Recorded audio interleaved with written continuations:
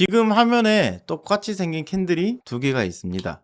둘 다 아래에는 작은 몸통이 있고 위로 긴 꼬리가 뻗어 있어요. 그런데 왼쪽 캔들은 상승 가능성을 살펴보는 영망치형이고 오른쪽 캔들은 하락 가능성을 경고하는 유성형입니다. 이 생김새는 같지만 만들어진 위치가 다르기 때문에 전혀 다른 이름으로 불립니다. 두 캔들을 구분하는 기준은 캔들이 만들어진 위치에 있습니다. 하락 뒤에 나오면 영망치형, 상승 뒤에 나오면 유성형입니다. 오늘 강의가 끝나면 긴 윗꼬리를 보고 무조건 매도라고 판단하는 실수는 줄일 수 있을 겁니다.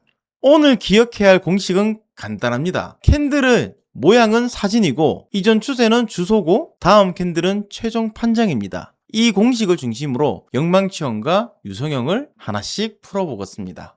자, 두 캔들의 생김새부터 볼게요. 몸통은 전체 캔들 범위의 아래쪽에 있고 위로 긴 꼬리가 뻗어져 있습니다. 윗꼬리는 일반적으로 몸통보다 2배 이상 길게 만들어질수록 전형적인 모습에 가깝고 아랫꼬리는 없거나 매우 짧습니다. 몸통이 아래쪽에 있다는 것은 캔들이 시작된 가격인 시가와 끝난 가격인 종가가 장중 저가 부근에 모여 있다는 뜻이에요. 쉽게 말하면 가격이 위로 크게 올라간 적은 있지만 캔들이 끝날 때까지는 다시 초발점 근처까지 내려온 겁니다. 빨간색 봉이면 양봉, 파란색 봉이면 음봉이죠. 자, 빨간색 봉이면 영망치형이고 파란색 음봉이면 유성형이라고 생각할 수도 있습니다. 그런데 영망치형과 유성형은 양봉과 음봉 모두 가능합니다. 몸통 색깔은 참고 자료일 뿐이고 이름을 결정하는 것은 이전 추세와 캔들이 만들어진 위치입니다. 긴 윗꼬리는 사는 힘이 가격을 위로 밀었던 흔적과 그 높은 가격을 끝까지 지키지 못한 흔적을 동시에 보여줍니다. 위로 올라간 사실만 보면 매수가 강했고 다시 내려온 사실만 보면 매도세가 강해 보입니다. 그래서 윗꼬리만 보고 한쪽이 승리했다라고 단정을 지으면 안 돼요. 같은 사진이라도 주소가 달라지면 의미가 달라집니다. 하락 아래의 긴 윗꼬리와 상승 위의 긴 윗꼬리는 서로 다른 이야기를 하고 있거든요.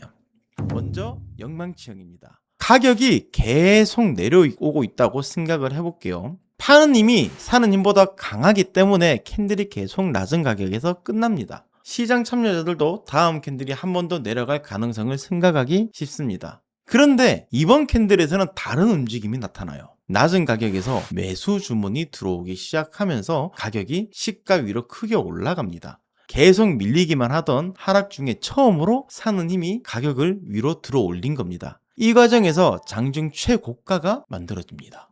하지만 높은 가격에서 매도 주문이 나오면 다시 가격은 아래로 밀립니다. 새롭게 매도하는 사람이 들어올 수도 있고 아래에서 매수했던 사람이 짧은 수익을 정리할 수도 있어요. 결국 종가가 시가 부근으로 돌아오면 상승했던 구간이 긴 윗꼬리로 남습니다. 가격이 올라갔다가 다시 내려왔는데도 영망치형에서 상승 가능성을 살펴보는 이유가 있어요. 영망치형은 매수세가 익은 캔들이 아니에요. 계속 밀리기만 하던 하락 중에 처음으로 가격을 위로 들어 올리는 힘이 나타났다는데 의미가 있습니다. 비유를 해보면 계속 일방적으로 밀리던 경기에서 처음으로 반격이 나온 것과 같아요. 아직 경기를 뒤집은 것은 아닌데 상대편도 힘이 있다는 사실이 처음 드러난 겁니다. 그래서 영망치형은 상승 확정이 아니라 매수 시도의 출현으로 이해를 해야 됩니다. 진짜 반전인지는 다음 캔들에서 판정을 해야 돼요. 다음 캔들이 영망치형의 고점을 돌파하고 높은 가격에서 끝나야 매수 시도가 실제 상승으로 이어졌다라고 볼 수가 있어요. 다음 캔들이 다시 저점을 이탈한다면 반격은 실패한 거예요. 영망치형을 발견을 했을 때 바로 매수 버튼을 누르지 마세요. 영망치형은 매수 시도가 나타났다는 사실까지만 보여주고 그 시도가 성공했는지는 다음 캔들에서 보여줍니다. 이번에는 유성형입니다. 가격이 계속 올라오고 있다면 사는 힘이 파는 힘보다 강한 상태입니다. 캔들이 계속 높은 가격에서 끝나기 때문에 시장 참여자들도 추가 상승을 기대하게 돼요. 근데 이번 캔들도 처음에는 가격이 위로 올라갑니다. 장중 최고가를 만들 때까지 기존 상승이 아무 문제 없이 이어진 것처럼 보여요. 그래서 매수가 한 번 더 높은 가격을 만듭니다. 그런데 높은 가격에서 강한 매도 주문이 나오면서 분위기가 달라집니다. 가격이 올라간 구간을 지키지 못하고 시가 부근까지 쭉 밀립니다. 그러면서 긴 윗꼬리가 남습니다. 높은 가격까지 올라갔지만 시장이 그 가격을 받아들이지 않았다는 뜻이에요. 하락 중에 긴 윗꼬리는 새로운 매수 시도였지만 상승 중에 긴 윗꼬리는 추가 상승의 실패입니다. 이것이 영망치형과 유성형을 구분하는 가장 중요한 차이예요. 같은 모양이지만 앞에서 어떤 일들이 있었는지가 다르죠. 다만 유성형 하나가 나왔다고 곧바로 매도세가 완전히 이겼다고 볼 수는 없습니다. 다음 캔들에서 다시 고점을 돌파를 하면 높은 가격의 거부가 잠깐의 흔들림으로 끝나고 상승이 계속될 수가 있어요. 그런데 다음 캔들이 유성의 몸통이나 저점 아래로 이탈을 하고 낮은 가격에서 끝나야 하락 경고가 더 분명해집니다. 유성형도 높은 가격이 거부됐다는 사실까지만 보여주고 실제 하락 여부는 다음 캔들에서 보여줍니다. 영망치형은 하락 중에 나타난 반격인 거고 유성형은 상승 중에 나타난 제동입니다. 이 두 문장만 기억해도 절반은 이해한 겁니다. 이제는 두 캔들만 따로 놓고 보겠습니다. 이전 차트를 가리고 완성된 캔들만 보면 어느 것이 영망치형이고 어느 것이 유성형인지는 구분을 할 수가 없습니다. 두 캔들의 모양이 사실상 같기 때문이죠. 이름을 구분하려면 반드시 캔들 앞에 이어진 가격의 흐름을 함께 봐야 돼요. 왼쪽처럼 가격이 계속 내려온 자리라면 긴 윗꼬리는 하락과 반대되는 매수 시도의 흔적입니다. 이때 이름은 영망치형이고요. 오른쪽처럼 가격이 계속 올라온 자리라면 긴 윗꼬리는 높은 가격을 거부한 흔적입니다. 이때 이름은 유성형입니다. 그래서 캔들을 볼 때 세 단계로 생각하면 쉽습니다. 먼저 모양이라는 사진을 보고 이전 추세라는 주소를 확인을 하고 다음 캔들로 최종 판정을 내리는 겁니다. 사진만 보고 결론을 내리면 영망치형도 매도 신호로 착각할 수가 있는 겁니다. 몸통 색깔은 보조 자료입니다. 양봉 영망치형은 종가가 시가를 회복했다는 점에서 매수 시도가 조금 더 선명할 수 있고 음봉 유성형은 종가가 시가 아래로 밀렸다는 점에서 경고가 더 강해 보일 수가 있어요. 하지만 색깔보다 위치와 다음 캔들이 중요합니다. 모양을 먼저 외우지 말고 위치부터 확인하세요. 하락이면 영망치형, 상승 위라면 유성형입니다. 자, 이번에는 모양이 비슷해서 자주 혼동하는 비석형 도지와 함께 비교해 볼게요. 영망치형과 비석형 도지는 모두 위로 긴 윗꼬리가 있고 아래에서 마감했습니다. 겉모습은 비슷하지만 시가와 종가가 만드는 몸통에서는 분명히 차이가 있습니다. 영망치형은 시가와 종가 사이에 차이가 있기 때문에 아래쪽에 작은 네모 몸통이 보입니다. 그래서 양봉인지 음봉인지도 구분을 할 수가 있어요. 반면 비석형 도지는 시가와 종가가 같거나 거의 비슷해서 몸통이 보이지 않거나 하나의 가로선처럼 나타납니다.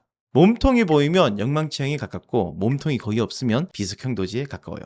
몸통이 너무 작아 구분이 애매할 때는 억지로 이름을 붙일 필요가 없습니다. 이름을 맞히는 것보다 이전 추세와 긴 윗꼬리의 의미 그리고 다음 캔들의 움직임을 읽는 것이 실전에 더 중요하거든요.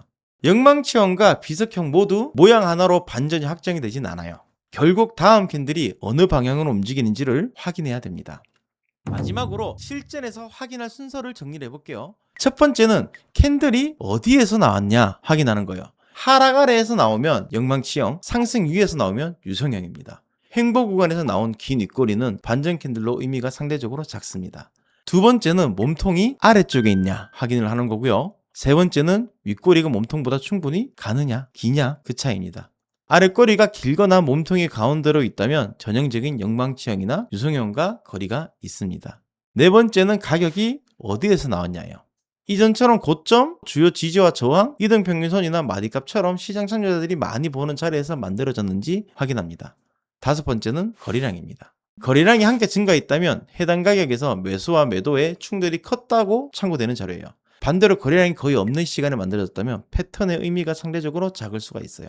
여섯 번째는 다음 캔들이 어디에서 끝이 났냐는 겁니다. 영망치형 뒤에 강한 양봉이 고점을 돌파를 하고 상승 확인이 강해지고 유성형 뒤에 강한 음봉이 저점을 이탈을 하면 하락 확인이 강해집니다. 확인을 기다리면 가장 낮은 가격이나 높은 가격에서 바로 진입할 수는 없습니다. 그런데 정확한 바닥과 천장에 잡는 것보다 긴 꼬리 하나만 보고 성급하게 진입하는 실수를 줄이는 것이 먼저입니다. 확인하지 않고 들어가는 것은 반전 매매가 아니라 반전을 상상하는 예측 매매가 될 수가 있어요.